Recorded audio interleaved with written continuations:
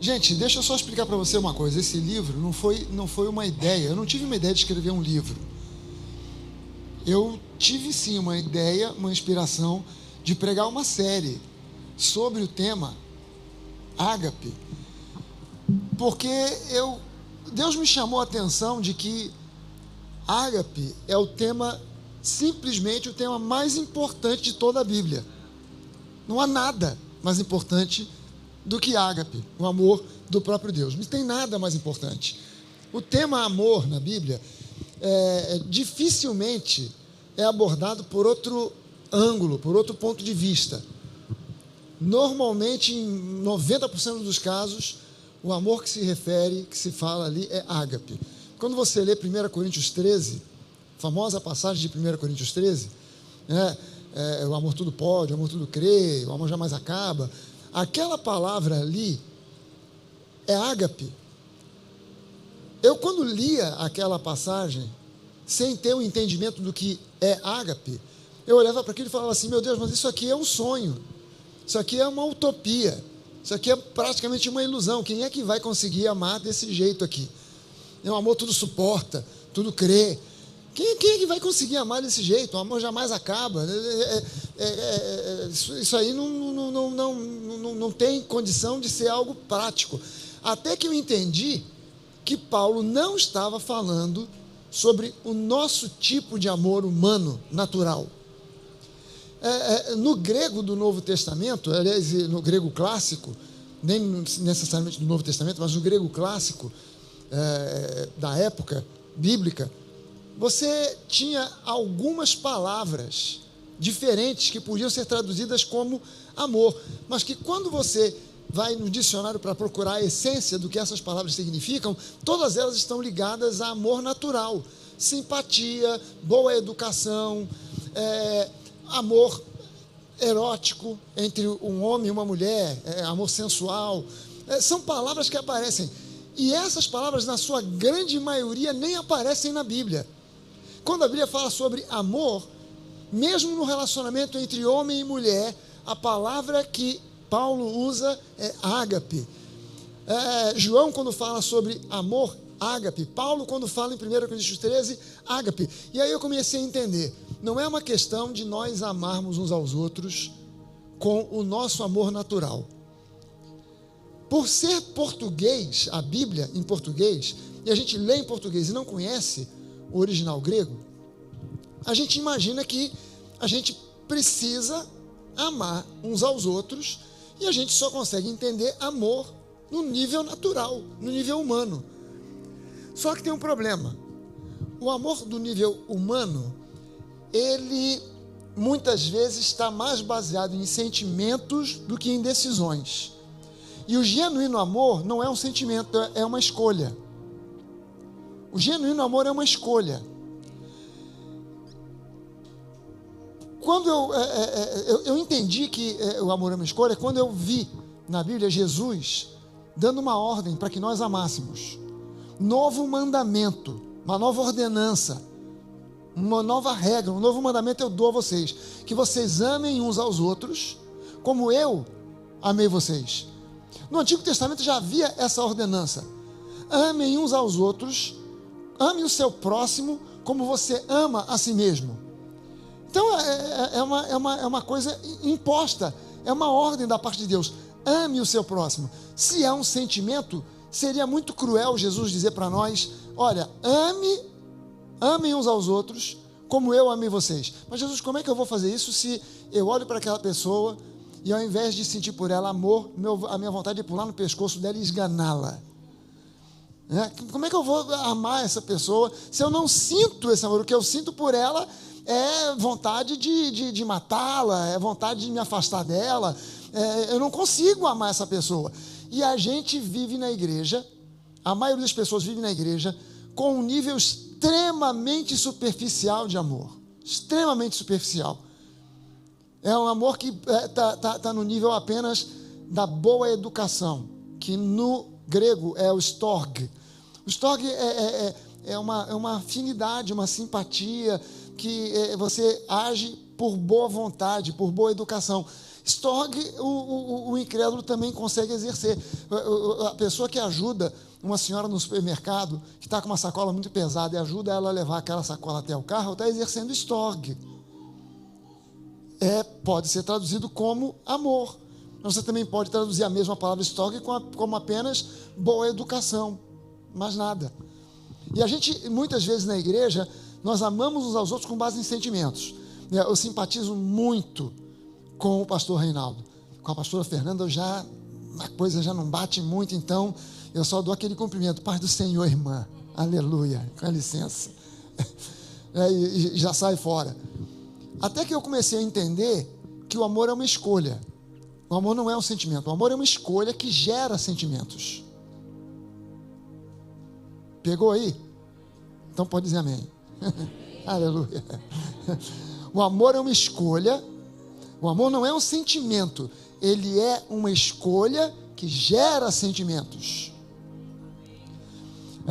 Se o amor não fosse uma escolha, olha só o rolo que dá. Olha só o rolo que acontece. Os calvinistas dizem que não existe livre escolha, que você não tem livre-arbítrio.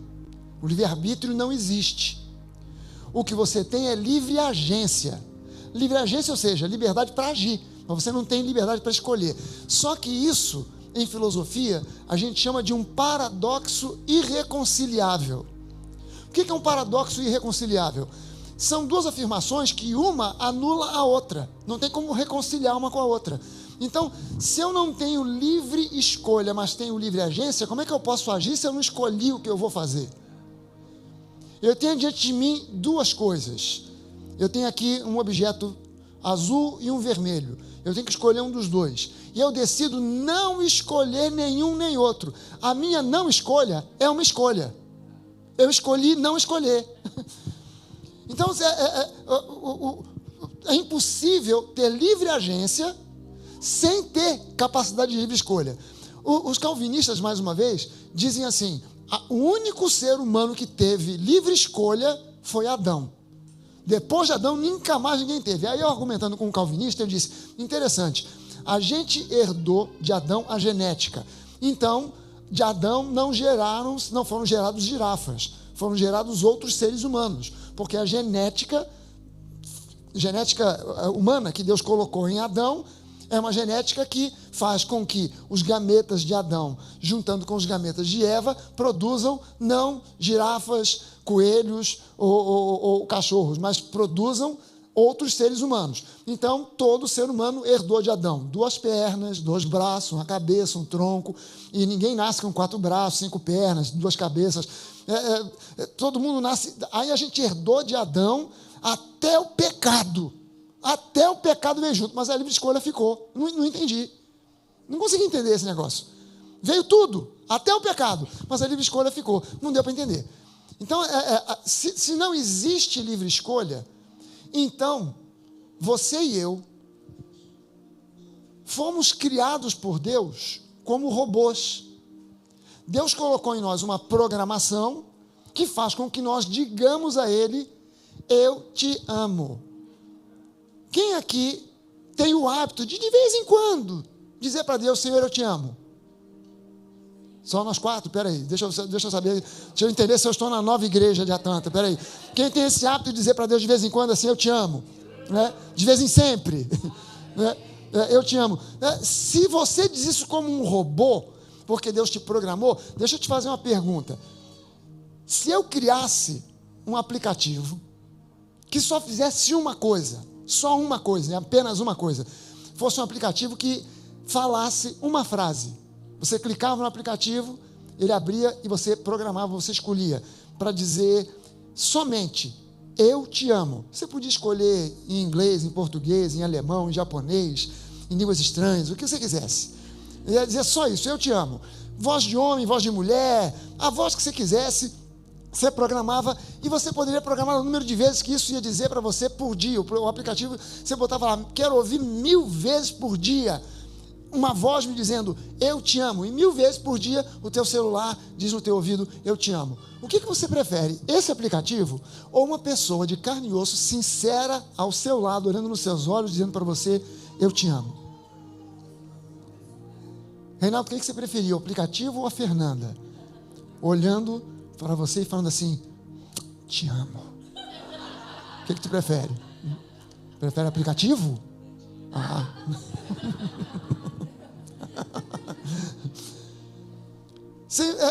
Você entende que se Deus nos tivesse feito como autômatos para dizer eu te amo, o amor não seria verdadeiro?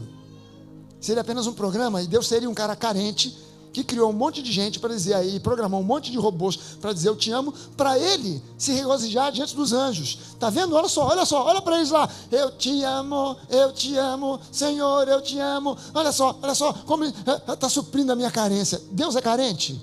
Não, então Deus dá a você o livre-arbítrio, porque se você disser a Deus eu te amo, não é fruto de uma programação, é fruto de um coração que se converteu a Ele. Não é verdade? Agora, se nós formos programados e o livre-arbítrio não existe, então o amor não existe. Porque o amor é só um programa. Se o amor não existe, aí deu ruim geral, porque Deus é amor, então Deus não existe. Você está vendo onde uma teologia ou um pensamento teológico pode levar sem que a pessoa perceba as implicações que a coisa leva, para onde a coisa leva?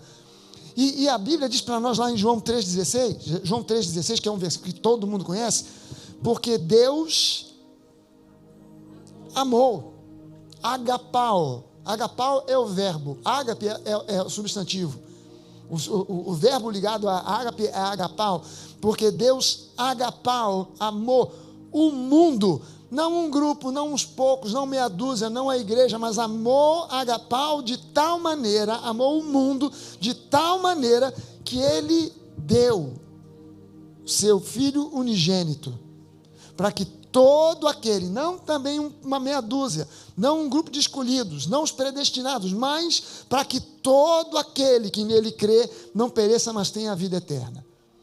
Mas você precisa ler também os versículos 17 e 18, porque eles também falam desse amor, a consequência desse amor de Deus. Porque Deus enviou o seu Filho ao mundo, não para que condenasse o mundo. Por que Deus não enviou o seu Filho para condenar? Porque quem ama, não condena. Quem ama, ama. Quem ama, perdoa. Quem ama, restaura. Isso aqui, são versículos conhecidíssimos. João 3,16 é versículo que está na boca de qualquer criança que frequente a igreja por mais de um mês na vida. Deus enviou o seu Filho ao mundo, não para que condenasse o mundo, mas para que o mundo fosse salvo por ele. E quem nele crê, olha só isso aqui que diz no versículo 18: quem nele crê, não é condenado. Prestou atenção no que essa frase, é só uma frase. Quem nele crê não é condenado. Não está dizendo quem a ele obedece não é condenado. Quem obedece à lei não é condenado. Quem faz boas obras não é condenado. Quem faz as obras que a Bíblia declara que são coisas que devem ser feitas não é condenado. Não, aquele que crê, todo aquele que crê, esse não é condenado. Eu fico impressionado como é que pode alguém se atrever a subir em um púlpito, de se dizendo um pregador da palavra, e começar a lançar sobre a igreja acusação e condenação. Você sabe que eu fui pregar uma vez numa conferência, e antes de mim, pregou um pastor que ele teve o atrevimento de subir na plataforma, no púlpito, e não era a igreja dele. Ele estava numa igreja, ele era convidado, assim como eu estava ali convidado. Eu, se tenho que dar bronca, eu dou bronca na minha igreja. Quem tem filho aqui? Já deu bronca no teu filho? Já, com certeza. Mas você se sente à vontade para dar bronca no filho dos outros? Meio complicado, né? A gente fala de um jeito, não faz assim. Não pode, dá vontade de matar esse guri. O capeta disfarçado de criança. Não faz assim. O garoto está quebrando a sua casa. O garoto pegou aquele vaso daquele vidro italiano, lá de Murano, que você trouxe da Itália, embrulhado em plástico bolha, em 3 caixas de papelão com isopor para proteger. O garoto pega, olha para sua cara e faz assim, tá. que vai, plá, você fala, não, você não faça isso, neném. Mas, se fosse seu filho, você pegava um cabo de vassoura e sentava na cabeça dele. Como não é seu filho, você... Agora, o camarada me subiu e começou a dar uma bronca na igreja. E chamou a igreja de tudo que você possa imaginar, pecador, que você faz isso, faz aquilo, você é desobediente, você não sei o quê, que coisa e tal. E eu ouvindo aquilo, eu falei, meu Deus, o homem está pregando o oposto do que eu estava planejado para pregar. Aí, como estava junto com o Bené e alguns outros pastores que foram comigo, perguntei, e o Bené foi o cara que me apresentou ao pastor que me convidou, eu perguntei para o Bené, Bené, o que eu faço agora? Aí o Bené falou assim, fala o que está no teu coração. A igreja num silêncio, o camarada descendo a marreta, a igreja num silêncio danado, você ouviu uma mosca passar, todo mundo no silêncio. Aí eu subi e falei, agora que se dane, não quero saber. Vou falar o que eu tenho que falar. Falei o oposto do cara. A igreja só faltou o pessoal sair pelo teto voando. O pessoal batendo palma e tal. Mas a capacidade das pessoas discernirem entre a lei e a graça é tão pequena, é tão ruim, está tão mal estruturada, que depois do culto eu fui convidado a ir ao gabinete do pastor. E aí eu fui, quando eu entrei, ele estava de pé. Eu entrei pela porta e ele estava assim. Ele me acompanhou com os olhos, eu falei, meu Deus do céu, esse homem nunca mais vai me convidar aqui, ainda vai me esculachar aqui. Aí ele olhou para mim e falou assim, pastor Fragale, que mensagem, que palavra, parece que você e o anterior que pregou antes combinaram, como se encaixou uma coisa com a outra, que coisa. Aí eu respirei fundo e falei, aleluia, a ignorância é a melhor coisa do mundo, porque você simplesmente, né? As pessoas perderam a capacidade de discernir entre uma coisa e outra. Aí, como elas não conhecem que Deus não, aquele que crê não é condenado, por que aquele que crê não é condenado? Porque o amor é ágape, é amor incondicional. Não é um amor qualquer, é um amor divino, é um amor superior a tudo aquilo que você possa imaginar, que é difícil para nós como seres humanos conseguimos entender intelectualmente o que é ágape. A gente entende até um certo ponto, mas de um certo ponto para lá, a gente fica bolado. Cara, como é que pode esse Deus amar de uma maneira, enviar Jesus, Deus feito em carne e osso, que vem com esse mesmo amor, com essa mesma qualidade de amor, e ele chama para junto do grupo dele, para fazer parte dos 12, um Judas, que ele, sendo Deus e onisciente, ele já sabia o que esse cara ia fazer, e a Bíblia mostra que o tempo inteiro Jesus só amou a Judas. Mas se fosse só Judas, como é que ele chama para junto um tal de Pedro? Esse Pedro, gente, é um cara que Jesus chamou Pedro de Satanás. Já parou para pensar nisso? Você imagina o Reinaldo falando com alguém da igreja, meu irmão, tu é arreda de mim, Satanás. Tu já imaginou?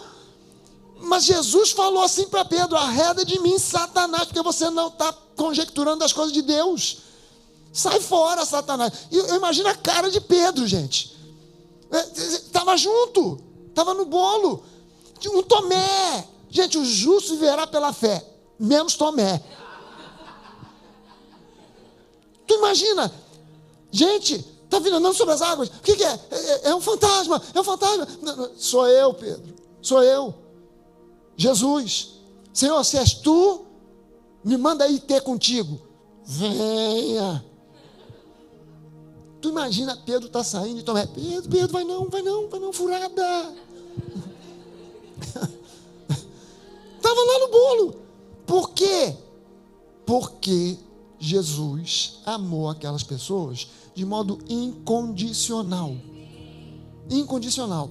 É difícil de entender. Por isso que o amor não é um sentimento, é uma escolha. Jesus escolheu amar Judas. Jesus escolheu amar Pedro. Jesus escolheu amar Tomé. Jesus escolheu amar a mim. Jesus escolheu amar você.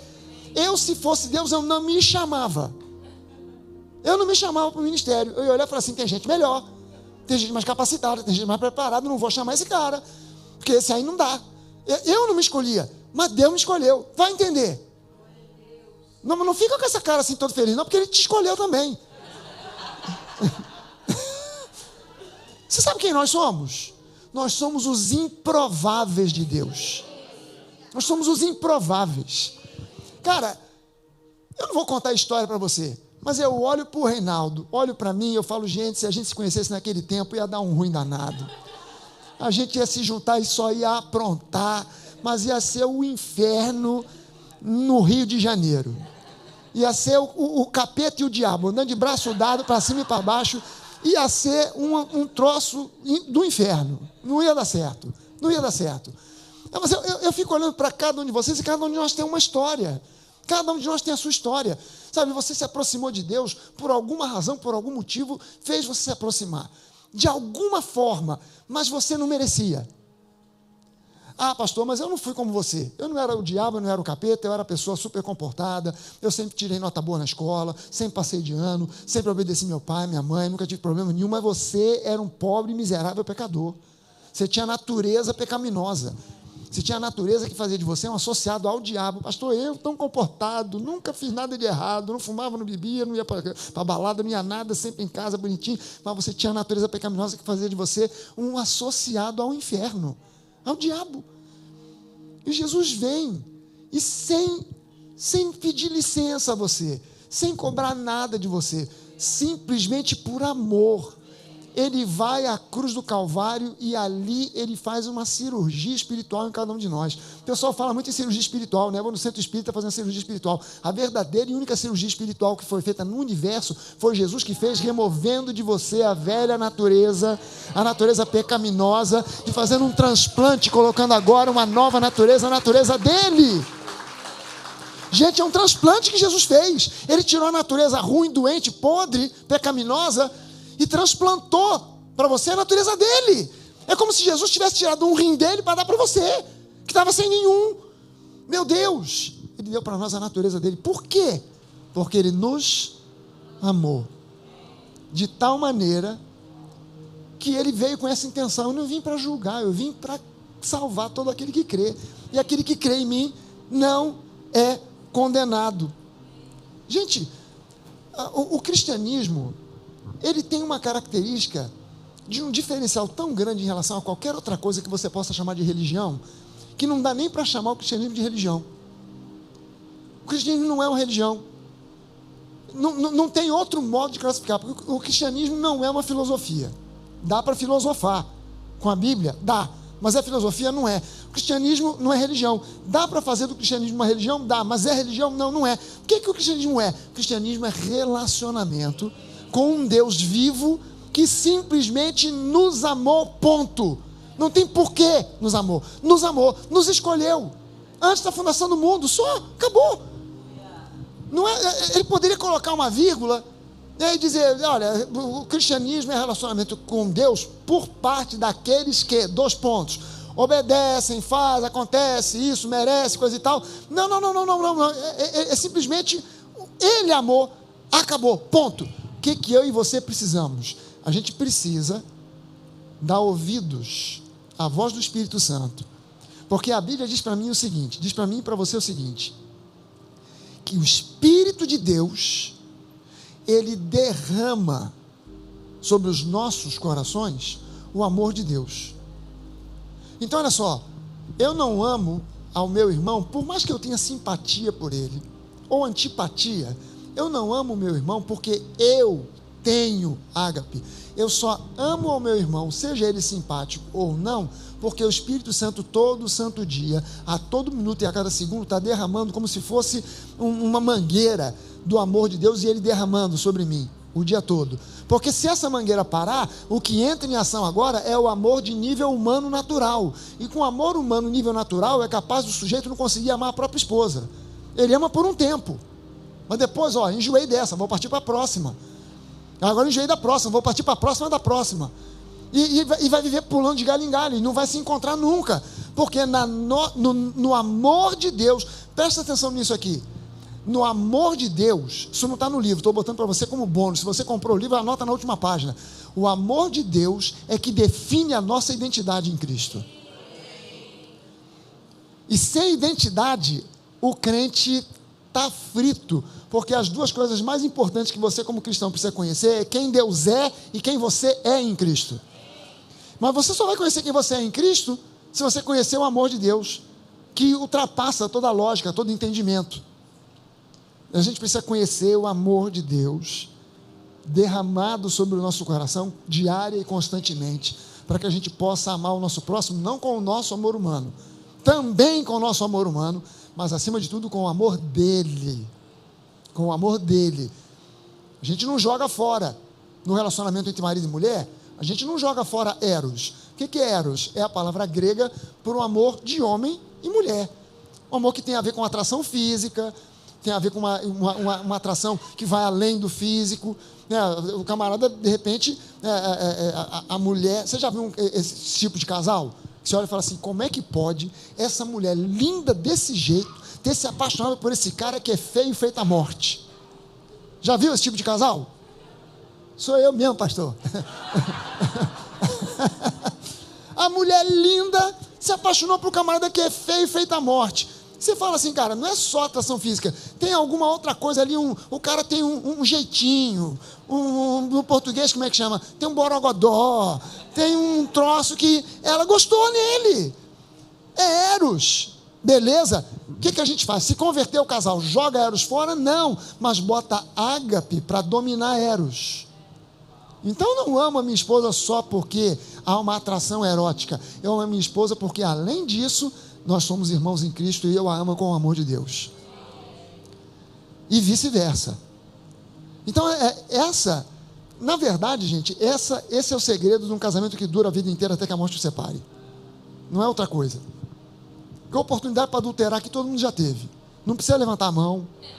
Continua olhando para frente, sorrindo, aleluia. Oh, glória a Deus. Pastor falou a verdade, mas não vou dizer amém não, porque para não me entregar que a minha mulher está aqui do meu lado. Oh, Jesus. Oportunidade todo mundo já teve. Vamos botar o pé no chão e falar a real, gente. Nós vivemos num mundo onde as coisas agora são muito escancaradas. As coisas são muito escancaradas. E de repente a pessoa chega para você e diz, estou afim de você mesmo e acabou. Mas eu sou casado, sim, isso aí não tem problema nenhum não. Assim, a vida não está assim? Ou aqui nos Estados Unidos é diferente? No Brasil está assim. Aqui está diferente? Está não? Está melhor ou está pior? Está pior. Depende do ponto de vista, né? Dependendo do ponto de vista da pessoa, está melhor, pastor. Realmente.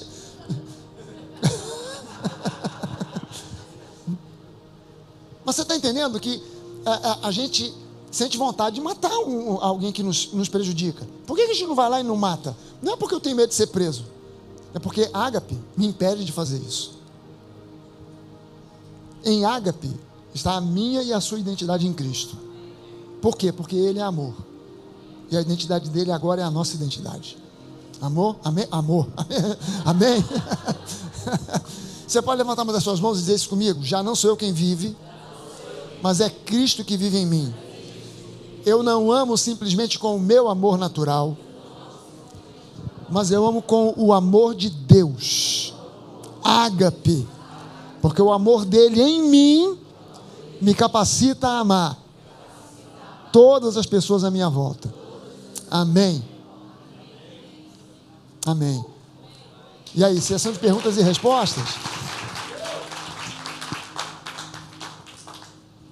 Depois me dá a gravação desse negócio que eu vou acrescentar um capítulo no livro. É verdade. Gente, quem estava aqui na sessão 1? Obrigado. Gente, foi muito bom ou muito bom? Meu Deus. E agora a gente vai aqui para a sessão 2, continuando nesse assunto ágape, o amor ágape de Deus. E para quem não sabe, a gente abriu, né, um link no nosso Instagram e lá no grupo da igreja também, para as pessoas fazerem perguntas sobre esse tema, o amor ágape de Deus. E aí a gente escolheu que selecionou algumas dessas perguntas, mas eu também vou abrir para, se você que está aqui não teve a oportunidade de fazer também. A gente não está transmitindo, então fica à vontade para fazer pergunta, não fique com vergonha, faça sua pergunta. Nós todos aqui estamos aprendendo, então vai ser muito, muito bom. Amém. A gente está muito feliz. Muito obrigada mais uma vez, pastores queridos. A gente também está muito feliz de estar aqui com vocês. Estamos aprendendo demais com vocês, como sempre. E então vamos para as perguntas? Vai. E eu nem dei uma colinha para eles, gente. Às vezes eu dou uma colinha para eles e falo assim, ó, essas perguntas aqui, dá uma olhada. Dessa vez nem tempo deu para dar uma colinha. Vai no ao vivo mesmo. Quem sabe faz ao vivo, né? Não? Se vira nos 30. A primeira pergunta. Como educar meus filhos na graça, tendo consciência do amor ágape? Não posso castigar? Né? Como se castigar ali, muitas vezes a pessoa vê como uma prova de amor também, né? Uhum. Não posso castigar? Como eles vão aprender a me obedecer e saber os limites? Uhum. Gente, vou contar para vocês a nossa experiência, tá? Como pais. A gente casou já pensando em filhos, pensando em 3 filhos. Queríamos em primeiro lugar uma menina, queríamos uma menina, na verdade queríamos logo a primeira, porque assim já livrava logo, né? Depois o que viesse seria lucro. E foi isso que Deus fez. Ele mandou primeiro a Marcele. Então a gente começou a orar pelos nossos filhos antes deles serem concebidos. Quando a Denise engravidou, a gente impunha as mãos na barriga e orava já por aquelas crianças. E sempre, em especial a Denise, sempre teve o hábito de falar com eles sobre a Bíblia, Deus, Jesus, Espírito Santo, o plano da salvação. Aquela conversa à noite antes de dormir, né, de ler uma historinha da Bíblia, orar por eles. A gente às vezes acordava de madrugada, ia no quarto das crianças e orava, estendia as mãos, impunha as mãos sobre eles e orava por eles e tal. Mas isso não fez deles crianças super santas. Eles eram crianças. Não eram crianças perfeitas. Crianças. E de vez em quando a gente tinha que disciplinar. Claro, o pai que não faz isso é um louco. Vai criar um monstro. Se for naquela filosofia, não pode dizer não para a criança que traumatiza. Pelo amor de Deus. De vez em quando tem que ser firme, dizer não, e disciplinar. E se for o caso, é um castigo. Claro que a gente tem que ter um domínio para entender. Não é uma questão de psicologia moderna. É questão de entender que pancada não resolve. Você espancar a criança, bater na criança, nunca resolveu e não resolve. E claro que isso também não significa que você perdeu a cabeça lá, a criança aprontou, fez uma malcriação tão violenta que você perdeu e deu uns tapas lá. Também ninguém vai para o Pinel por causa disso. Né? Ninguém vai para instituição mental porque levou uns tapas da mãe ou do pai, levou uma chinelada. Né? Isso é uma outra coisa que são extremos, né? Não faz nada ou então cai de pancada para quase matar a criança. Não é por aí. E quando você vai dar uma olhada na Bíblia, vou te citar 2 coisas. Uma assim bem simples de entender, a outra que vai levar um pouquinho mais de tempo. Jesus não era amor? Deus é amor. Então, se Deus é amor, Jesus é Deus, Jesus é amor. Jesus não pegou, não fez lá um chicote e saiu expulsando os caras de dentro do templo? Ele não chegou assim, eu amo tanto vocês, dá para vocês saírem no amor? Não, ele chegou e saiu mandando para fora. Será que Jesus não amava aqueles caras? Né? Mas o momento ali exigiu uma ação enérgica. Quando você vai no Antigo Testamento, tem 2 passagens, duas passagens de Provérbios, que diz que você deve disciplinar a criança com vara. E tem gente que leva isso tão à risca. O Bené é um que ele contou para a gente que ele tinha em casa, o pai dele mandou ele pegar uma vara numa árvore e aprontou a vara, tirou lá as arestas e tal, e aquilo ficava pendurado atrás da porta. Então, quando ele aprontava alguma coisa, o pai já mandava ele mesmo tinha que pegar a vara para levar as varadas. Por quê? Porque é bíblico, né? Disciplina a criança com vara. Aí eu nunca me preocupei com essa passagem até o dia que a Neiva, que é a responsável pela geração nova, né, e como a gente já tem igrejas no Brasil e aqui em Atlanta, então eu digo geração nova mundial, que eu já estou jogando pro resto do mundo. Nova na Finlândia, um frio desgraçado. Aí a Neiva me perguntou daquilo ali. Aí eu olhei para aquilo e falei, meu Deus do céu, agora me botou na sinuca de bico. Aí eu resolvi a sinuca de bico como? Como deve ser feito. Vai no original, vai no hebraico, para ver o que é dito no hebraico. Porque tradução da Bíblia às vezes é complicado. O camarada traduz muitas vezes, é inevitável que quando o camarada, que é um tradutor, vai traduzir, é inevitável que ele tenha ali já um pré-conceito daquilo que ele deveria ter apenas o conceito, mas ele já tem, mesmo por mais que ele tente evitar, ele já tem uma visão denominacional. Então ele às vezes traduz a coisa de acordo com aquilo que ele foi ouvindo na igreja ao longo de muito tempo. E tem muitas palavras que têm vários significados diferentes. Aí o cara escolhe aquele que mais encaixa no conceito denominacional, que faz sentido na teologia dele. Aí quando eu fui ver no original, eu vi que essa palavra que está lá, no hebraico, ela é traduzida em todos os outros textos bíblicos onde essa palavra aparece, em todos, é traduzida como cetro. Ou sinete. Sinete é um anel, né? Do rei, que ele bota lá para botar, em vez de ser a assinatura, é o sinete, né? Na cera derretida, bota lá. Aí eu vi que falei, caramba, cetro, sinete, não vara. Mas como é que alguém traduziu como vara? Aí eu fui entender o significado do negócio. Quando você todo mundo aqui já deve ter lido uma passagem na Bíblia, que é uma passagem super interessante e ao mesmo tempo super estranha, que é o adultério de Judá com Tamar. Aquilo está no meio da história de José. Vem o capítulo 22, falando sobre José. De repente, no capítulo 23, aí Judá saiu da casa do pai, foi não sei para onde, papapá. Começa a contar um capítulo inteiro. No outro capítulo, emenda de volta. Se você tirar esse capítulo sobre Judá e Tamar e for ler sem esse capítulo, a história do capítulo anterior e do posterior emenda. Continua. Aí eu fui ler aquela história e diz que qual é o contexto? Judá tinha 3 filhos. E o primeiro, o mais velho, casou, morreu. A viúva era uma vergonha não ter filhos.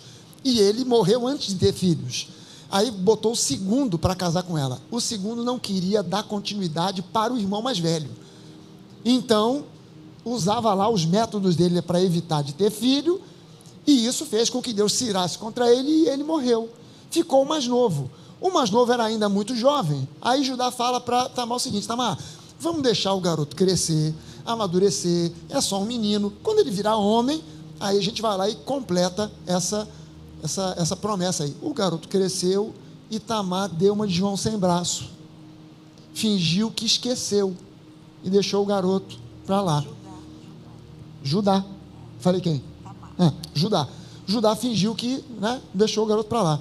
Aí a Tamar teve uma ideia. Cara, eu não vou ficar sem filho. Então o que eu vou fazer? Ela se vestiu de prostituta, e prostituta naquele tempo usava um tipo não é bem burca não, mas é um tipo de, também não é turbante, mas um tipo de coroa, que tinha uma espécie de véu na frente, que podiam ser aquelas correntes assim de um monte de pérolas e tal, ficava aquele na frente, né? E ela se vestiu de prostituta, se colocou na beira de uma estrada que ela sabia que Judá ia passar, e quando o Judá passou, olhou, quando o Judá passou, olhou, falou: opa, é com essa mesmo. Foi lá, entrou com ela para a tenda, fez o que tinha que fazer, mas não tinha dinheiro para pagar. Aí, não reconheceu, né? Não, claro, ela com aquele negócio na cara, não reconheceu quem era.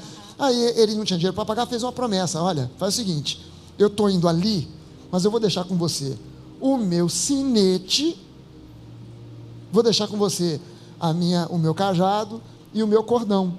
E aí, quando eu voltar, eu te trago o dinheiro e você me devolve. Isso aí que é a minha fiança. Ele foi lá. E Tamar, quando ele voltou, a Tamar tinha metido o pé. Aí ela engravidou. Quando engravidou, vieram: Judá, a tua nora, ela está grávida, adulterou, tem que ser apedrejada. Chama todo mundo, vão apedrejar Tamar. Chama a galera. Veio todo mundo com pedra na mão. Aí Tamar falou assim: olha, o pai dessa criança é o dono desse anel, desse cordão e desse cajado. E aí, quando você vai ver o que ela apresentou, é a mesma palavra que lá no livro de Provérbios está traduzido como vara. O que era o sinete? É o sinal da autoridade do rei. Quando o rei bota lá o sinete, o que ele está dizendo? Cara, quem assinou esse troço aqui fui eu, esse decreto quem assinou fui eu. Não foi lá um João ninguém. Eu assinei, está aqui o meu nome, a minha autoridade está aqui. Quem desrespeitar isso vai pagar a penalidade da lei, porque eu, o rei, botei a minha autoridade aqui, o meu sinete, o meu sinal, a minha autoridade. Então, quando você lê aquilo ali no contexto do hebraico, para você disciplinar a criança, não é com a vara, mas é com o cetro da autoridade de pai e de mãe. Então não é com pancada, é com a autoridade que foi dada a você, o sinete, o cetro de autoridade, como o rei daquele domínio, que é a parentela, que é a maternidade, a paternidade. É com isso que você disciplina a criança, não é com pancada. Então, vira e mexe, você tem que adotar e adaptar essa autoridade aos tempos que a gente está vivendo. Então, por exemplo, a Marcele não quer que os garotos, durante o dia, sei lá o quê, façam isso ou aquilo. Quando eles fazem e desrespeitam aquilo que ela falou, ela chega e fala: então vocês vão ficar uma semana sem poder jogar videogame. Pronto. É pior que se desse uma surra, porque talvez eles pensem: me dá uma surra, mas não me deixe sem um videogame.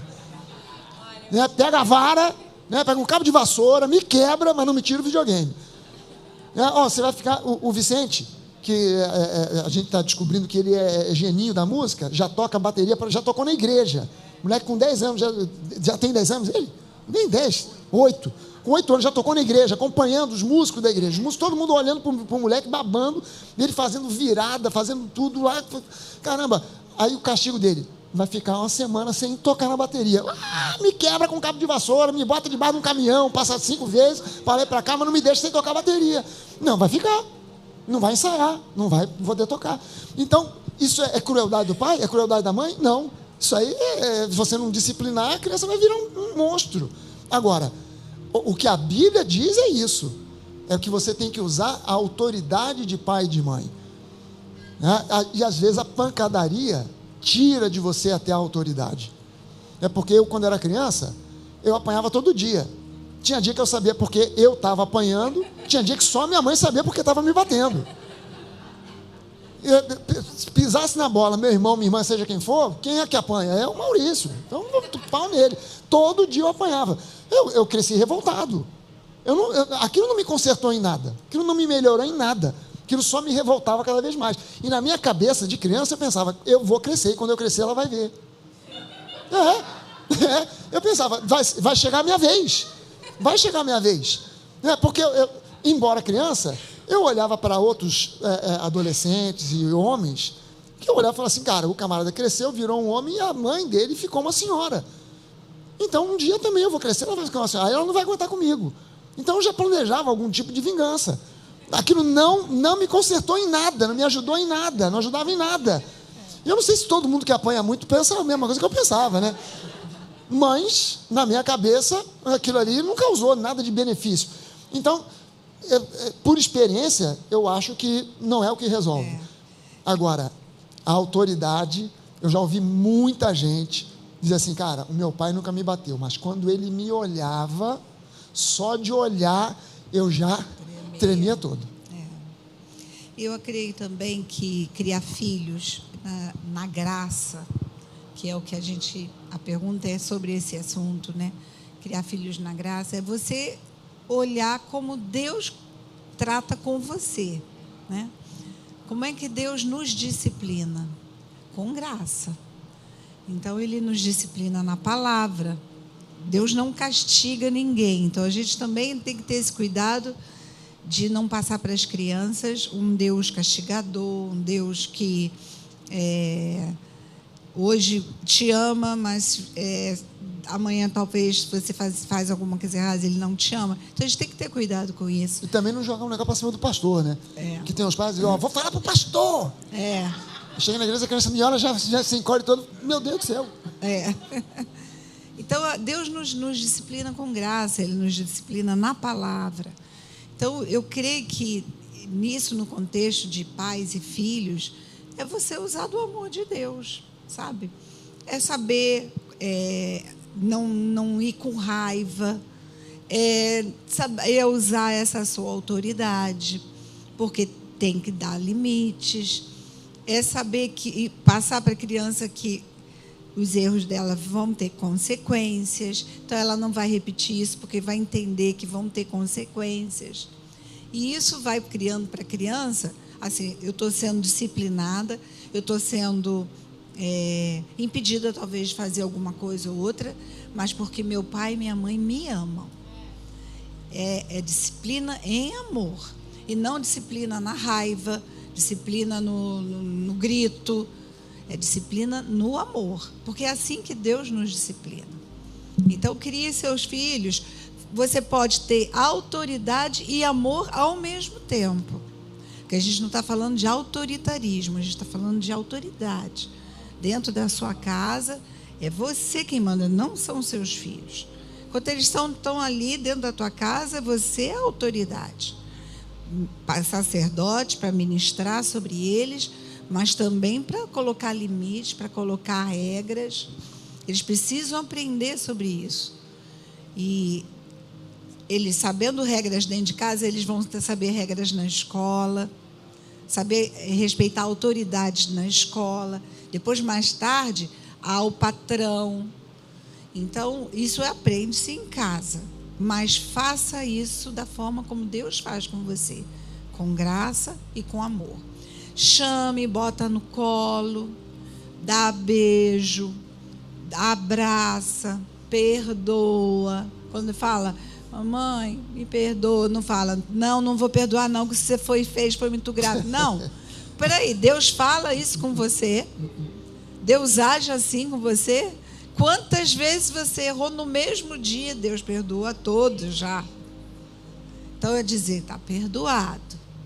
Isso traz a criança para perto de você. Então, não é disciplinar para ficar lá sentado sozinho, longe de você. Traz para perto. Conversa, abraça, beija, ora com ela. Se ela está sendo aquela criança que repete as coisas, você diz para ela, você precisa de Jesus. Você precisa da ajuda de um Salvador. Então, senta, faz ela orar, pedir a Jesus para ajudar. Com adolescentes, muita conversa. Muita conversa. Ouvir, talvez nem falar tanto. Adolescente, você não disciplina com sermão. Desde criança até a vida adulta, é igual. O que eu vou falar vale para todas as idades. Mas para adolescentes, muito mais. Você disciplina com o seu exemplo. Você ensina com o seu exemplo. Lá em Provérbios diz, ensina a criança no caminho em que ela deve andar. Quando for mais velha, não vai se desviar. Não ensina assim, vai lá, o caminho é Jesus, vai lá, serve na igreja, não falta os cultos, lê a Bíblia, vai lá. Não, ensina no caminho, é junto. Então, por que ela aprende? Porque vê você fazer. Você ama a palavra, teu filho vai amar a palavra. Você ama vir à igreja, seu filho vai amar vir à igreja. Hoje é domingo, vê pai e mãe entusiasmado, porque hoje é domingo, faz uma criança ficar entusiasmada porque é domingo. Vê você servindo na igreja, você não precisa temer, ele vai ser uma criança de geração nova, um adolescente da Zoe, um jovem da Vibe, porque ele vê você. Então, se ensina pelo exemplo. Isso é criar filhos na graça. Amém? Amém. Gente, uma salva de palmas para Jesus. Amém. Amém. Meu Deus, é um poço muito fundo de sabedoria, gente. É do Senhor, é da palavra. Que bênção isso, gente. Meu Deus. Eu tenho uma segunda pergunta aqui que eu achei... Falei, olha, essa pessoa aí... Ele vai tentar pegar vocês, mas eu sei que não vai. Em Apocalipse 2, 4 ao 5, o Senhor diz à igreja de Éfeso que eles haviam abandonado o primeiro amor e que deveriam arrepender-se e voltar a praticar as boas obras. O que seria esse primeiro amor? E como eu sei se eu abandonei esse primeiro amor? E que obras são essas? Ai, meu Deus, eu vou ter que ofender a pessoa. Ai, Jesus. Ah, meu pai. Vamos lá. Gente, esse texto aqui, eu acho que é um dos textos do Apocalipse mais mal interpretados de toda a Bíblia. Deixa eu fazer, para você entender a resposta, deixa eu fazer uma pergunta. Quem aqui se lembra quando você teve seu primeiro encontro chapado de frente com Jesus? Quem aqui se lembra? Você se lembra que quando você teve esse encontro chapado de frente com Jesus pela primeira vez, não importa se você foi criado dentro de uma igreja evangélica, ou se você era católico, um dia você teve uma experiência do amor de Deus que a gente chama de conversão, né? Você lembra dessa época? Você lembra que naquela época você ficou tão apaixonado por Jesus que você queria evangelizar o mundo inteiro? Se Jesus passasse na sua frente, você queria evangelizar Jesus para aceitar Jesus? Lembra disso? Por que você estava assim? Porque você intuitivamente descobriu uma coisa chamada graça. Por quê? Porque Deus não é bobo e Deus não é burro. Então Deus criou o homem para crer na graça. Só que quando você chega numa igreja que já está com a formatação religiosa feita, com os conceitos denominacionais feitos, o pastor está pregando para você, você está naquele primeiro amor. O pastor está pregando para você, você acredita que Deus é bom, você entende que Deus é amor, bom o tempo inteiro. O pastor que está pregando começa a dizer umas coisas que você olha e você fala assim: caramba, mas é mesmo? Quer dizer que Deus faz isso? Deus passa o rodo?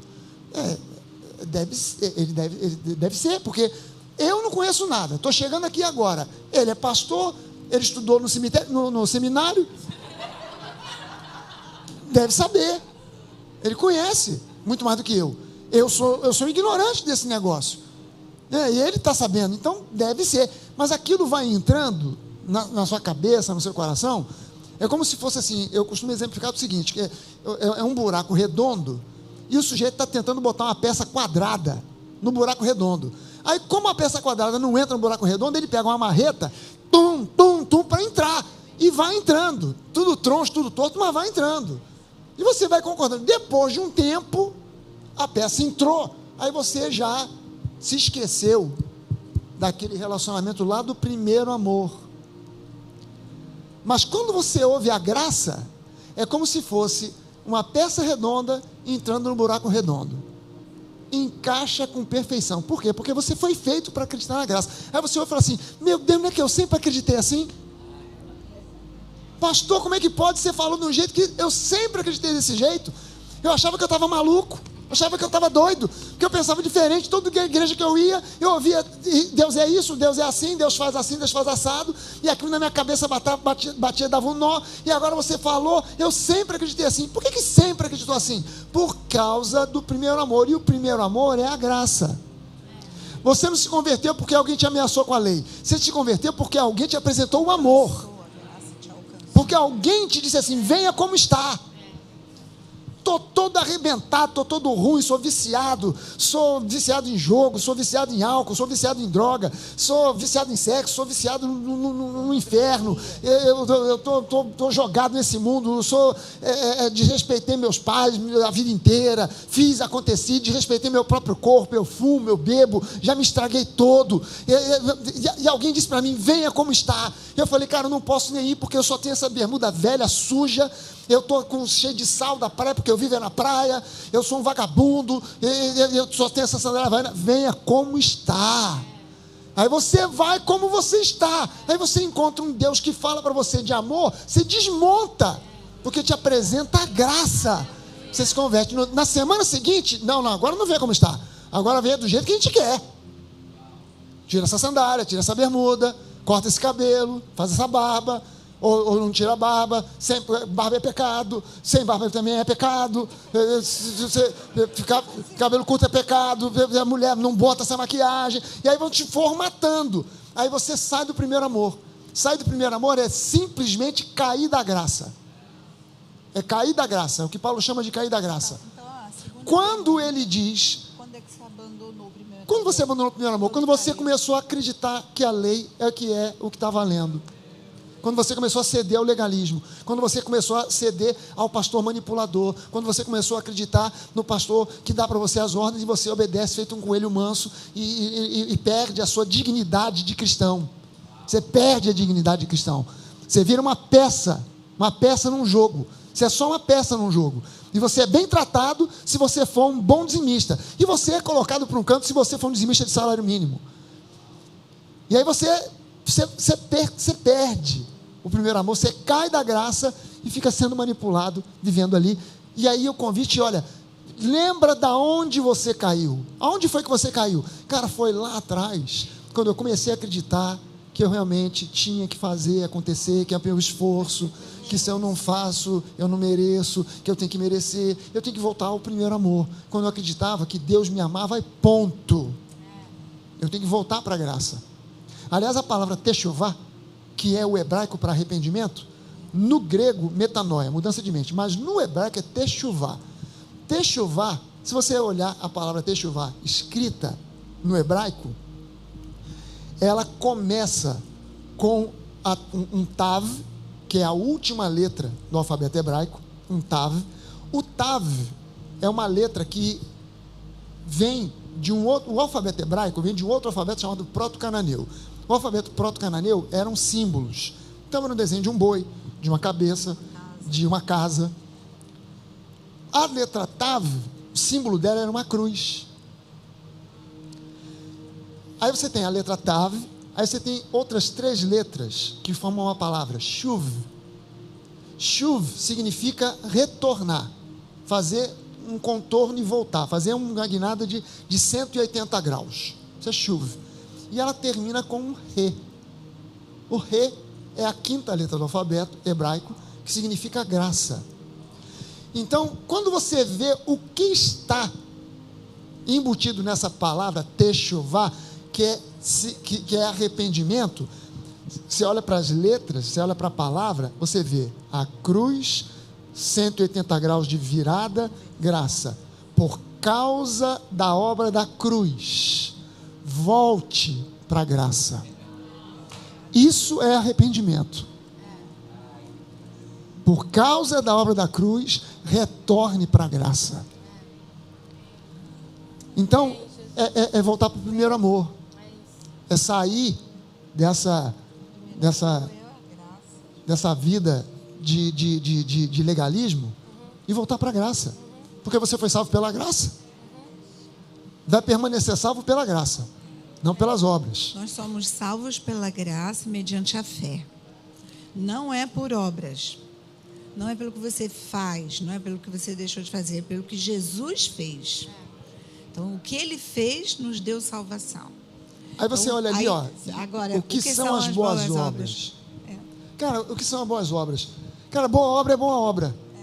Não existe boa obra antes ou depois da salvação. Boa obra é boa obra. Ajudar uma velhinha a atravessar no sinal é uma boa obra. Você abençoar alguém que está passando por uma necessidade financeira é uma boa obra. você visitar um irmão que está doente é uma boa obra. A diferença é, a boa obra que a Bíblia se refere é quando você entende que eu não estou fazendo boas obras para ganhar pontos no cartão de milhagem do céu. Você está entendendo isso? Tem muita gente que pensa salvo, né? Que existe um cartão de milhagem. Então eu vou fazendo boas obras, vou acumulando pontos. O problema é, ninguém sabe quantos pontos precisa acumular para ir para o céu. E ninguém sabe quantas milhas tem. Aí a pessoa fica se auto-anestesiando. Ah, mas eu faço coisas boas desde criancinha. É a resposta do jovem rico para Jesus. Eu tenho obedecido isso tudo desde criancinha. Meu cartão de milhares deve ter milha, ó, para dar a volta ao mundo. Eu posso ir na companhia aérea que eu quiser, porque eu vou para o céu de qualquer jeito, porque meu cartão de milhares está lotado desde criancinha. Ah, uma coisa te falta. Vai, deixa o teu cartão de milhagem para lá, vem e me segue. Ah, aí não dá, pô. Eu vou abrir mão do meu cartão de milhagem? Não dá. Eu vou continuar fazendo boas obras para ser salvo. Na graça, as boas obras são uma consequência. Eu faço boas obras porque eu não resisto, eu amo. Isso. Então eu não aguento. Eu vejo a velhinha com dificuldade, eu vou lá ajudar ela a atravessar. Mas não estou ganhando ponto nenhum. Às vezes você faz uma boa obra, o pessoal que tem a mentalidade da lei fala assim: Deus acabou de acrescentar mais uma pedrinha na sua coroa. Que mané acrescentar? Quer dizer que você, quando se converte, Deus te dá uma coroa, mas é só a armação. É só a armação da coroa. Depois ele vai botando as pedras. Fez uma boa obra, pedrinha aqui, fez uma pedrinha ali. Está arriscado você morrer cedo, chegar lá com a coroa só a metade feita, a outra metade não está feita. Eu gosto muito do versículo lá de Efésios 2:10, que diz assim: somos feituras de Deus, criados para boas obras. Então não tenha medo das boas obras, porque tem gente que pensa que só o espírita faz boas obras, né? Ah, o cristão não, é salvo pela graça mediante a fé. Não, mas nós fomos criados para trazer a bondade, que é elemento do fruto do Espírito, para fora, se exteriorizar, se expressar. Como é que eu expresso a bondade de Deus na minha vida agora para com os outros? Com generosidade, com amabilidade, fazendo boas obras. Então, você foi criado para isso. As boas obras glorificam a Deus. Você vai falar: eu faço isso porque é o amor de Deus. Eu faço isso porque eu amo as pessoas, porque eu quero que elas conheçam o amor de Deus. Então, Deus é glorificado quando você abençoa e faz boas obras. Então, boas obras são consequência de uma vida com Deus. Porque eu entendo boas obras como a expressão da bondade. E bondade é elemento do fruto que está dentro de você. O fruto do Espírito já está aqui. Você já possui essa bondade. Isso, inclusive, está lá no finalzinho lá da Bíblia. Tem um versículo que diz: você já possui a bondade de Deus dentro de você. Para quê? Para ser expressada em boas obras. Amém. Amém?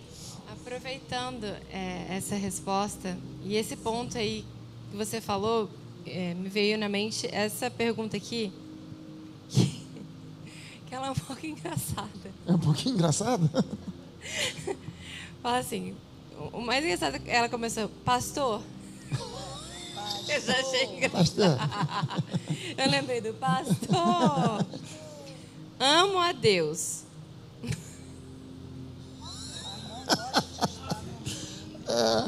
Mas não gosto de estar no meio. Não gosto de me envolver nos ministérios.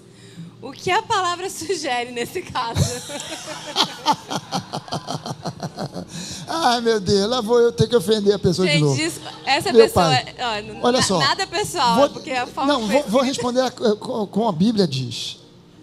O que a Bíblia diz. Você não pode amar a Deus a quem não vê, se não amar ao seu próximo a quem você vê. Nós amamos a Deus amando também pessoas. Servimos a Deus servindo pessoas. No Antigo Testamento você podia servir a Deus e somente a Deus, sem servir ninguém.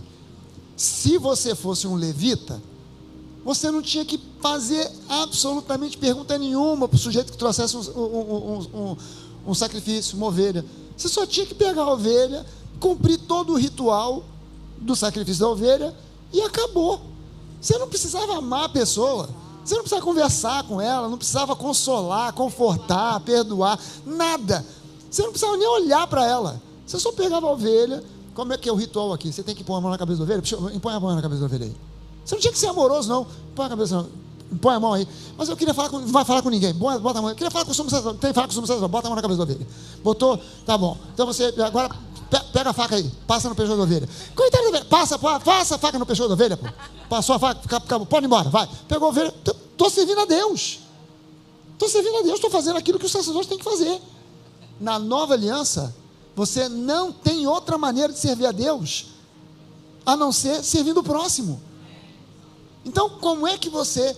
Quer dizer, você diz assim, eu amo a Deus, mas não gosto das pessoas. Não... Então, o seu amor é teórico. E o amor teórico, por isso que eu falei que eu ia ofender, não existe. Não existe amor teórico. O amor faz. Se doa. O amor, ele faz. O amor faz algo. O amor te leva a fazer algo. Então, não tem como você amar de fato, de verdade, na real, a Deus, sem amar as pessoas. Agora, talvez o que essa pessoa, e talvez muita gente tenha, o problema que muita gente tem, é justamente querer amar as pessoas no nível do amor humano, e não com o amor ágape. Com o amor humano, eu também não quero servir na igreja, não. Eu também, cara, você bota alguém para servir. Aqui é uma igreja menor, mas você pega uma igreja grande como é lá na Barra da Tijuca, bota a pessoa para servir na livraria, vai ter muita gente que chega ali e que não tem ainda o entendimento perfeito da palavra de Deus e fala com você que está servindo ali de uma maneira grosseira. E se você for ouvir aquilo, a pessoa chega lá, pô, mas eu encomendei um livro na semana passada, não chegou, o irmão não fez nada. Pô, mas não sou eu que encomendo o livro, não, pô. Cadê o livro do ágape, do amor? Pô, não tem? Acabou? Você não providenciou, não?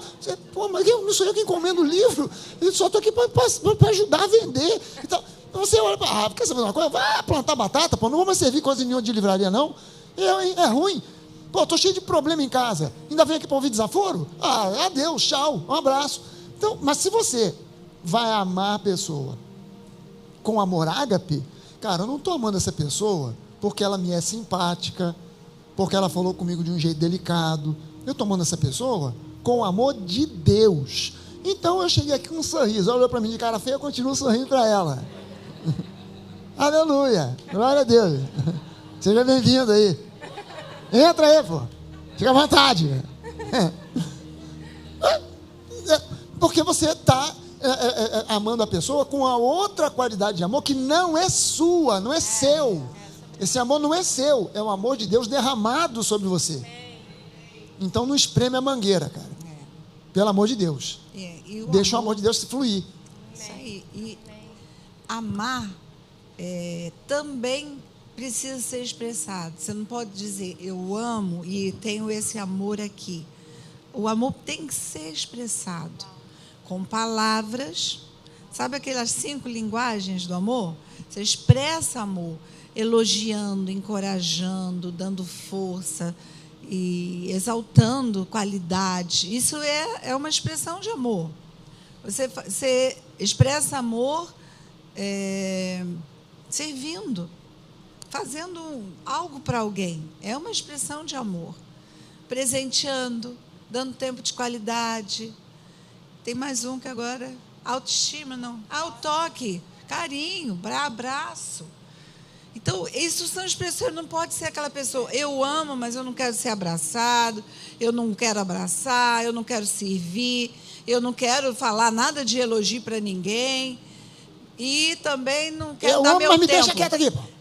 Eu não quero dar meu tempo da minha vida para... Então, peraí, cadê a expressão desse amor?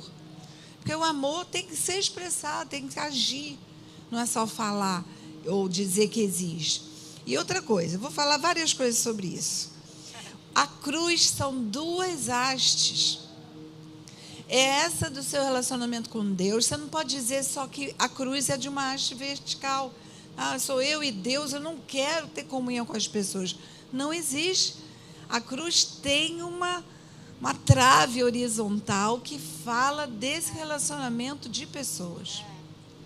Então, é com Deus... E é entre eu e meu próximo, eu e pessoas. Outra coisa que você não pode esquecer. Se você está na nova aliança, que é o que você está, agora tem um mandamento com 2 cláusulas. Para nós, o que vale é crer no nome do Filho e amar como Ele nos ordenou.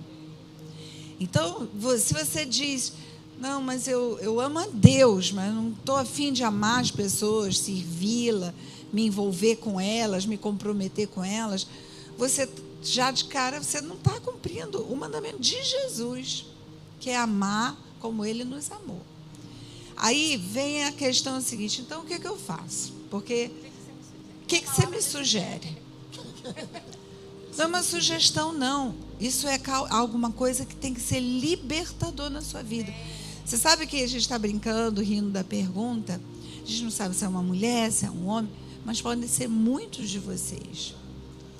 Eu quero dizer o seguinte, isso tem que ser uma coisa tratada com uma...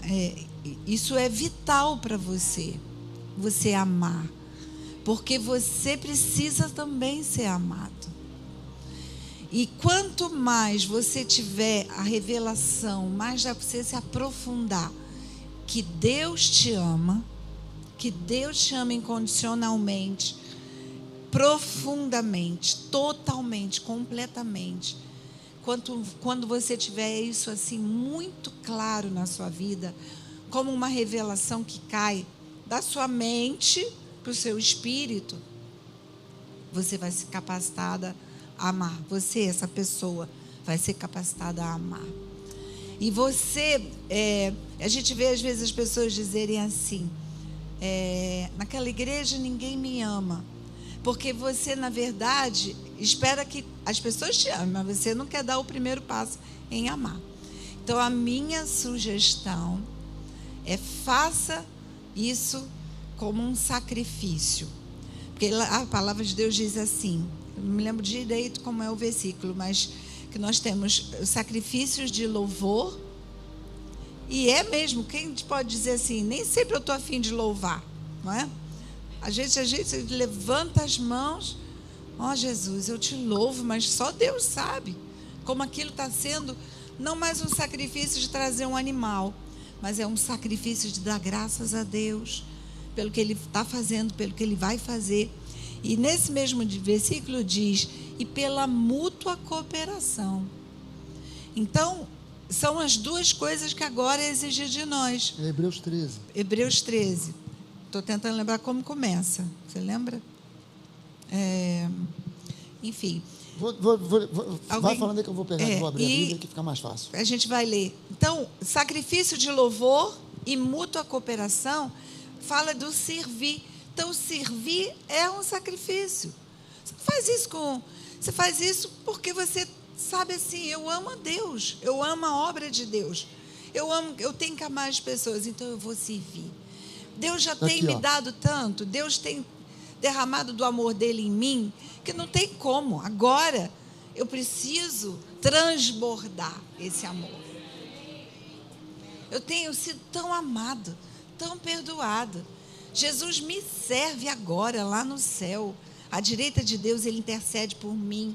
Ele me serve como um servo eterno. Abençoa, cura. Então, com cura, com tudo. Então, não tem como. O amor que você tem recebido vai transbordar na forma de servir, de se envolver com pessoas, de amar pessoas, de dar tempo de qualidade para elas, ouvir e encorajar. E quanto mais você faz isso pelas pessoas, mais você é amado. Sabe? Olha, é uma jornada com Jesus que é maravilhosa. É uma via de mão dupla. Não pense assim, eu vou me desgastar, ou eu vou ser explorado porque eu estou servindo, eu vou ser abusado, ou eu vou perder tempo, eu podia estar fazendo outras coisas, estou aqui servindo, na geração nova, com criança. Não tem isso. É uma via de mão dupla, que quanto mais você dá, quanto mais você serve, mais Deus acrescenta, mais Deus renova as tuas forças, mais Ele te dá alegria em servir. Então eu te sugiro a você ser ousado, ousada, em dar esse passo de, sabe, eu vou ser a primeira, eu não vou esperar ser amada, eu vou começar a amar. E vai ser uma jornada que eu tenho certeza nós vamos ouvir na próxima conferência um testemunho, sabe, de como a vida mudou a partir do entendimento. Eu sou tão amada que eu não tenho como não me envolver com pessoas. Leia aí, Maurício. Sabe, isso que você está falando, a gente usa essa metáfora, né? Cara, nós queremos ser Jesus para as outras pessoas. Eu fui uma vez conversar com uma pessoa e eu falei, cara, eu vim aqui para ser Jesus para você. O único Jesus que as pessoas conseguem ver é o Jesus que está em nós. Não é um Jesus invisível, né? Somos nós mesmos que carregamos Jesus para cima e para baixo. E você já imaginou se você encontrasse Jesus ao vivo e a cores e ele abraçasse a pessoa que está do seu lado e não abraçasse você? Como é que você ia se sentir? Agora imagina se, mesmo tendo os seus defeitos, ele não te perguntasse nada, se tivesse feito um pecado horrível há 5 minutos atrás e ainda assim ele te abraçasse, como é que você se sentiria? A gente tem que encarar a coisa desse jeito, né? Qual vai ser o efeito dessa minha ação, dessa minha atitude em servir e amar essa pessoa? Qual vai ser o efeito disso na vida dela? O quanto isso pode provocar mudança na vida dela? O quanto isso pode provocar um encontro dela com Deus? O quanto ela pode sair daqui desse culto abençoada por causa de uma simples atitude da minha parte, de querer ser Jesus para ela. O que diz aqui Hebreus 13, os versículos 15 e 16, ele diz assim: por meio de Jesus, pois, ofereçamos a Deus sempre sacrifício de louvor, que é o fruto de lábios que confessam o seu nome. Aí o versículo 16 diz assim: não negligenciem igualmente, ou seja, do mesmo modo, não negligenciem a prática do bem e a mútua cooperação, pois com tais sacrifícios Deus se compraz. Tem uma versão aqui? Não se esqueçam da prática do bem e da mútua cooperação, pois de tais sacrifícios Deus se agrada. Então engraçado, né? Que no contexto de nova aliança são os dois únicos sacrifícios que a Bíblia pede da gente. Eu sei que em algumas igrejas falam: olha, agora é a hora da oferta, faça o seu sacrifício de amor para Deus. Mas as únicas ofertas que o Novo Testamento pede da gente é louvor, né? Cara, hoje eu não estou a fim de louvar porque, caramba, perdi um dinheiro tremendo ontem e a minha mulher brigou comigo e estou aborrecido, mas eu vou oferecer a Deus sacrifício de louvor. É um sacrifício levantar a mão numa hora dessa, mas eu vou confessar o nome de Jesus, vou cantar o nome de Jesus, vou agradecer, porque Ele vai dar uma virada nessa circunstância aí. E o outro é: cara, eu não simpatizo com fulano, mas eu vou servir em amor, porque não é com o meu amor, é com o amor de Deus. Cara, vou te garantir uma coisa: quando você dá esse passo, é impressionante. Deus muda a tua cabeça, muda o teu coração. Você tem que dar o primeiro passo. Sem o teu primeiro passo, Deus não vai fazer nada. Mas quando você dá o primeiro passo, o resto do caminho, Ele te carrega no colo. Talvez você tenha tido uma experiência lá no passado que te faz pensar que não vale a pena servir mais. Talvez você tenha sido abusado mesmo, mal compreendido, não valorizado. Mas você está na nova. Aqui nós entendemos que a servitude faz parte da nossa cultura. E aqui a gente entende que, sabe, quando a gente serve a Jesus, mesmo que as pessoas não vejam, Ele está te vendo, às vezes nos bastidores, em pequenas coisas. Eu lembro de uma senhora lá da igreja, ela morava no condomínio atrás do MAP. E ela entrou na igreja destruída. Ela entrou porque viu, ela foi na farmácia, que tinha perto, subiu, viu os louvores, entrou, e uma pessoa abraçou ela na recepção. Aquilo ali, depois ela entrou, viu a palavra, aceitou Jesus, mas o que tocou naquela mulher foi alguém que se dispôs a servir, em sorrir, em abraçar. E aquilo ali mudou a vida eterna dessa mulher, de estar nas trevas para a luz. Então, Deus tem nos chamado para sermos Jesus para as pessoas. Sabe? São duas coisas muito misteriosas. Você é Jesus para alguém e você faz isso como se fosse para Jesus. Você está servindo a Ele. Quando você está servindo pessoas, você está servindo a Ele. E isso aqui a gente fala assim que essa cultura é da nova, porque nós valorizamos as pessoas que servem na igreja, nós investimos na sua vida, ministrando na sua vida. Então, esqueça qualquer experiência do passado negativo que você tenha tido em algum outro lugar que não foi legal, que você está num lugar que agora a sua experiência é libertadora, não é opressiva, não é para te botar para baixo, mal, eu não gosto de me relacionar, eu não quero me... Não, aqui é um lugar libertador, sabe? A verdade vai te libertando. Se você veio buscar a verdade, é um buscador da verdade, você está no lugar certo. E você vai aprender, isso é um aprendizado, a servir com alegria, servir com liberdade e sem peso, sabe? Sem jugo, não é pesado, é um privilégio. Para a gente aqui da Nova, servir é um privilégio. Para a gente da Nova se envolver nos ministérios é consequência, porque somos amados. Amém? Amém.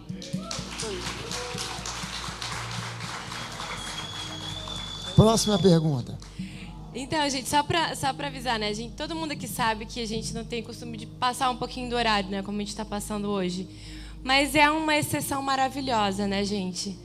E a gente não tem sempre isso aqui, então eu vou fazer mais uma pergunta. Fiquem à vontade, quem precisar ir, tá mais do que liberado. Não, tranca a porta lá, pô. A porta é serventia. Não, mas a gente quer, quem quer ficar aqui, a gente quer fazer mais uma pergunta. Primeiro eu queria saber, alguém daqui, do auditório aqui, tem alguma pergunta? Gostaria de fazer alguma pergunta? Alguém tem um microfone para Tatá? Ah, ali. Então, eu já estava falando com a Nanda ali, né? Depois que acabou a primeira sessão. Não sei falar muito bem essa pergunta, mas eu vou fazer do meu jeito. Quando estava falando sobre boas obras, eu já ouvi várias vezes em várias igrejas falarem sobre galardão. Uhum. E eu queria saber o que é isso, como a gente recebe, se tipo pelas boas obras que a gente faz durante a vida. Sim. E quando chega lá no céu a gente vai receber esse presente. Essa é a minha pergunta. Tá, então eu vou te dizer uma coisa. Galardão, ninguém sabe o que é. A Bíblia não dá uma dica. Mas olha só, coisa interessante. Quando a gente fala de boas obras no contexto da graça, você vai ver certas coisas que, se você não entender graça, você vai olhar na Bíblia, você vai pensar que houve uma incoerência. Jesus, por exemplo, ele fala que nós seremos julgados pelas nossas obras. Mas peraí, é pela obra ou pela graça? Acontece que as obras que você faz são a expressão real, concreta da sua fé. Então, sem fé é impossível agradar a Deus. A fé sem obras é morta.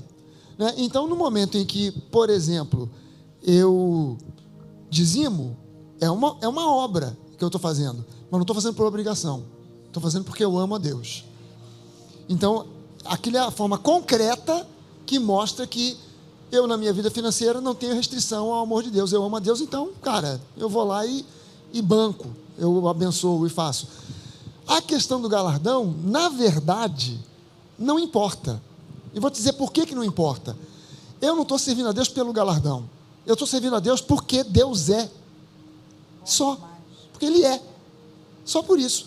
Se a Bíblia não falasse de galardão, de recompensa, e mansões celestiais, ruas de ouro, eu ia servir a Deus do mesmo jeito, só por uma razão, porque Ele é. Só isso. Por quem Ele é. Então, é por isso que a Bíblia não diz para nós o que é o galardão. Entende? Porque se ficasse dizendo, mas eu quero, o meu vai ser maior do que o seu, o meu vai ser melhor. Aí, só para dar um nó na cabeça da gente, pensando em galardão como uma espécie de recompensa por aquilo que a gente fez, Jesus fala uma parábola. Aí a parábola de Jesus é o seguinte: cara, o sujeito tinha lá uma colheita e ele precisava de gente para trabalhar, tinha pouca gente, porque a seara é grande, mas são poucos os cearenses. Então, ele precisava de gente, falou para um dos funcionários: cara, vai lá e traz gente para trabalhar. E aí começou a vir gente, ainda não veio todo mundo, precisa de mais gente. Então teve gente que chegou 5 horas da manhã, teve gente que chegou meio-dia, e teve gente que chegou 4:30 da tarde, o expediente acabava às 5. O camarada trabalhou só meia hora. Na hora de fazer o pagamento, ele foi lá para o camarada que trabalhou às 5 horas da manhã, 1 denário. O cara chegou meio-dia, 1 denário. E o cara que chegou às 4:30 da tarde, 1 denário. Aí o camarada que chegou às 5 horas da manhã, pera aí, pô. O cara chegou aqui 4:30 da tarde, trabalhou meia hora, trabalhou o dia inteiro, está dando 1 denário igual para mim. Aí o dono da lavoura fala assim: vem cá, de quem é a lavoura? É do senhor. De quem é o dinheiro? É do senhor. Eu estou dando quanto eu quero. Você tem alguma coisa a ver com isso? Não, senhor. Então vaza. Porque o que é meu eu dou do jeito que eu quero, para quem eu quero. Então o que Jesus está falando? Cara, você vai receber um galardão e muito provavelmente é o mesmo do ladrão que estava ao lado de Jesus, que ficou 5 minutos só de convertido. Porque Deus não faz acepção de pessoas. Então, a gente não pode se preocupar com o negócio de galardão. Eu acho que em muitos lugares o pessoal fica preocupado em falar de galardão como uma forma de atrair as pessoas, para ver se elas se tocam e fazem mais alguma coisa, além do que já estão fazendo. Porque se é o galardão para ser maior. Vou aumentar meu galardão. O pastor falou, vou aumentar o galardão. Mansão celestial. Você vai morar num barraco, vou morar numa mansão. Então, não faz sentido ficar tentando julgar a coisa do galardão, porque a Bíblia não explica o que é, e a gente não faz a obra de Deus por causa do galardão, mas independente disso. Eu acho que, resumidamente, quanto menos você se importar com o galardão, provavelmente ele vai ser maior. Sei lá. Porque realmente é algo que a gente faz de todo o coração, né? E Deus está vendo o nosso coração, Ele não está vendo as obras por si, mas a motivação do nosso coração, né? No final das contas, eu acho que vai ser uma piada para a gente rir, como a gente riu aqui da parábola. A gente vai rir, que vai chegar lá e falar assim: caramba, como é que pode? O Reinaldo ganhou a mesma coisa que eu, cara. Ganhou. Essa é a graça de Deus. É a graça. Gente, obrigada pelas perguntas, foram todas muito boas. Tem mais alguma? Não, Vocês tinha mais são umas demais. 10 aqui, mas... Eu, por mim, ficava aqui a noite toda. Eu também. Eu gostei demais de participar, de conversar com vocês. Obrigada por vocês terem interagido e respondido a esse chamado. Foram todas perguntas muito boas. Tenho certeza que, se você foi um dos que fez, respondeu a dúvida de muitas outras pessoas. Valeu mesmo. Com certeza. Muito, muito obrigado, pastores. Vamos dar mais uma salva de palmas para Jesus.